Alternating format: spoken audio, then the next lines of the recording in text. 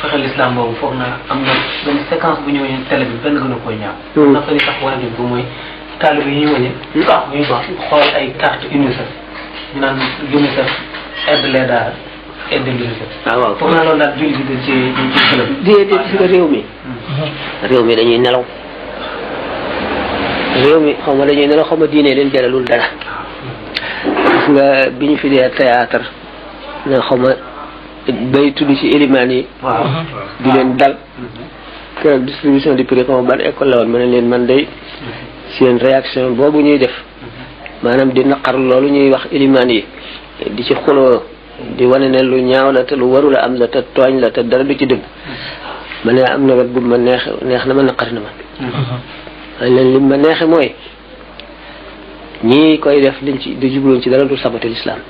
ndax gis nañ fii ay aaya alxuraan ñi di ko feccee ak di ko waye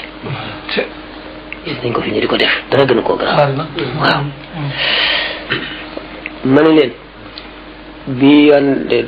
léegi ngeen réagir ndax l'islam la ñuy saboté daal neex na waaye li ma naqari mooy dégg ngeen ba tey ñuy saboté l'islam wala alxuraan lu mu